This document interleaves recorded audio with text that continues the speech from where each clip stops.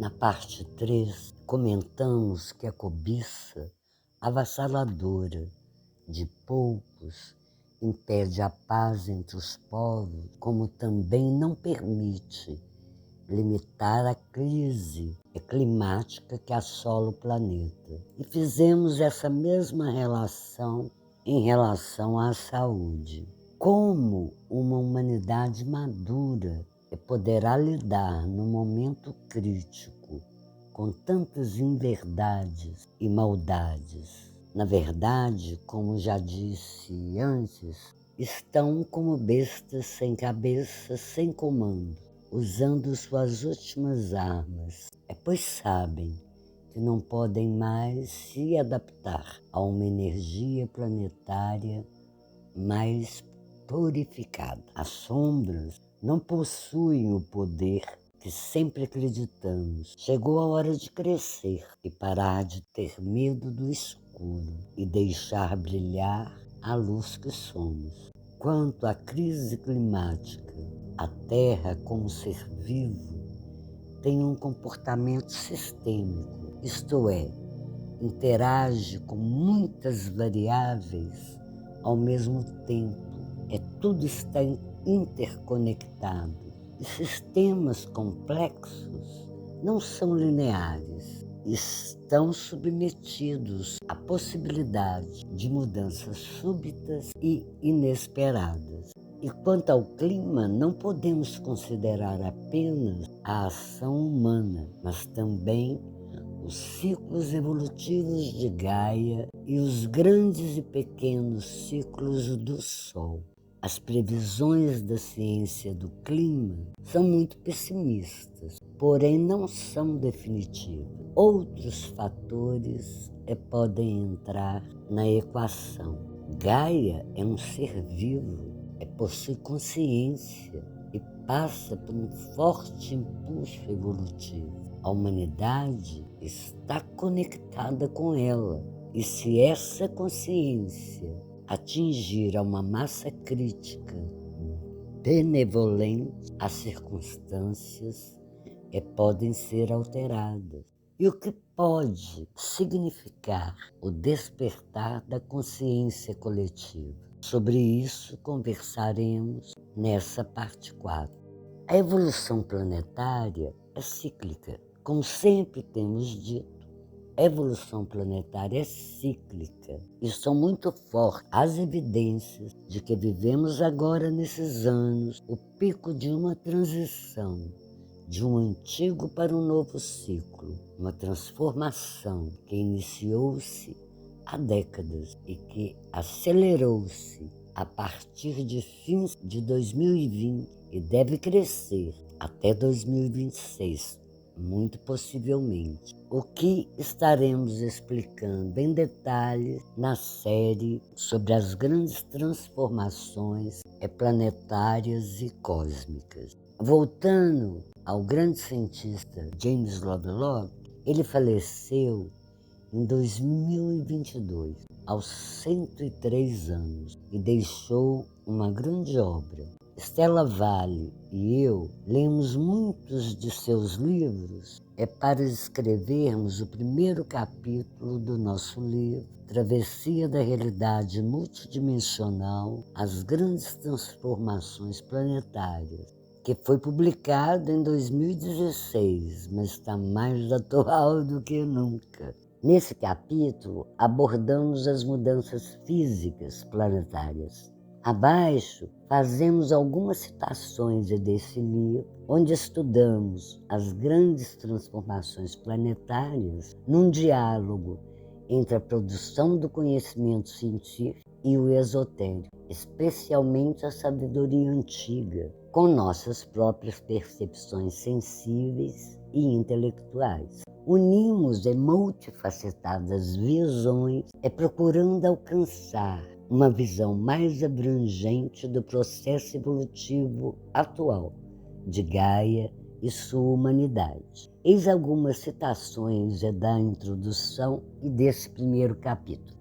Gaia e sua humanidade parecem oscilar entre extremos. Momentos assim são cruciais e precisamos escolher qual o caminho a trilhar no próximo ciclo. É cruciais porque não podemos mais viver submetidos a tanto medo e a tanta violência, a tantas inverdades, manipulações e inversão de valores.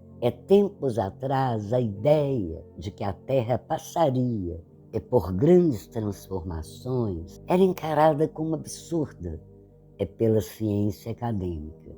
Apesar da sabedoria antiga, das canalizações, do mundo esotérico, já está falando disso há bastante tempo, né? Um exemplo disso, o atual degelo dos polos era dado por eminentes cientistas como esperado, na pior das hipóteses, por volta de 2050. No entanto, em 2007, esses mesmos cientistas viram 60% do ar descongelar. A pesquisa independente de Lovelock alcançou a privilegiada visão onde as prioridades de Gaia estão acima dos interesses e das ambições humanas. Ele diz: a independência me permite considerar a saúde da Terra sem a limitação de que o bem-estar da humanidade vem em primeiro lugar. Assim, considera a saúde da Terra primordial, pois nossa sobrevivência dela depende. O que nos faz recordar o jornalista Eduardo Galeano quando diz que os direitos da natureza e os direitos humanos possuem a mesma dignidade. Citamos também o chefe Seattle em sua famosa carta de 1885, quando fala da relação do homem branco com a natureza. Trata sua mãe, a terra, e o seu irmão, o firmamento, como objetos que se compram, se exploram e se vendem. O seu apetite devorará a terra, deixando atrás de si só o deserto. O que é importante é saber que você parte de um processo. O mundo não vai acabar, de forma alguma. Precisamos nos adaptar.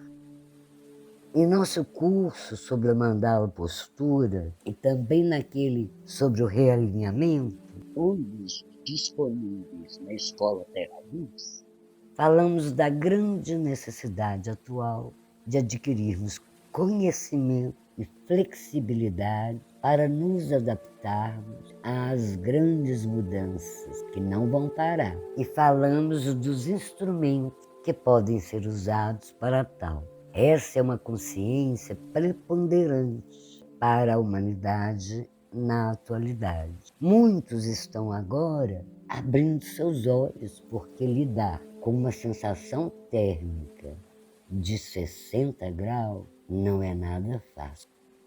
Do ponto de vista astrológico, esses dias o planeta anão Ceres, Sol e Marte estão em conjunção exata no signo de Escorpião e ainda em oposição com Urano. Contribui para os desequilíbrios climáticos. No início da minha meditação programada em grupo no dia 14 de outubro, dia do importante eclipse anular do Sol, depois de alcançar a coerência entre cérebro e coração que pude naquele momento, a primeira imagem que surgiu foi a do planeta Terra pegando fogo. E logo a seguir, com a dispersão da fumaça, surgiu uma terra linda. Pela minha experiência de muitos anos, a primeira imagem é sempre muito significativa. Marte e Sol são do elemento fogo, e Escorpião nos conta sobre o fogo subterrâneo, os vulcões físicos e emocionais. É muito fogo desafiando a nossa capacidade de resiliência e adaptação. Que cada um saiba lidar com ele de forma sábia. Os mais velhos, os mais despertos, ventos vão absorver o fogo, deixar ir a fumaça e respirar, chamando os novos ares benevolentes que estão chegando. Na travessia, Estela e eu escrevemos: na beira do abismo, pode-se cair ou voar. É tão certa quanto a possibilidade do colapso. Em todos os níveis, do outro lado da balança, está a possibilidade de um salto evolutivo sem precedente, o que tem sido encarado como o despertar da consciência coletiva. Muitos experimentos têm sido realizados nesse sentido na neurociência de ponta e outras especialidades que têm demonstrado o poder dessa consciência atingir positivamente acontecimentos em locais distantes. Se esse poder for assumido por uma consciência coletiva, nem que seja a de uma massa crítica, as circunstâncias podem ser alteradas e esse planeta sair do estado de coma que parece estar imerso. É dito pelo conhecimento oculto que se um homem estiver vibrando realmente um estado de paz profunda, ele pode modificar a energia de toda uma cidade. Falaremos mais sobre isso na parte 5. Terminamos esse capítulo 1 dizendo: acreditamos que o bote salva-vidas previsto por Lovelock para o resgate dos refugiados do clima não é de forma alguma a pequena ilha da Bretanha com seus aparatos nucleares, mas sim a boia salvadora que existe dentro de cada um de nós, que é a redescoberta de nossa natureza multidimensional, divina e interconectada. Na verdade, minha gente, todas essas transformações estão nos levando para esse momento de redescoberta de nossa natureza divina, criadora de novas realidades. Um grande abraço e até a parte 5.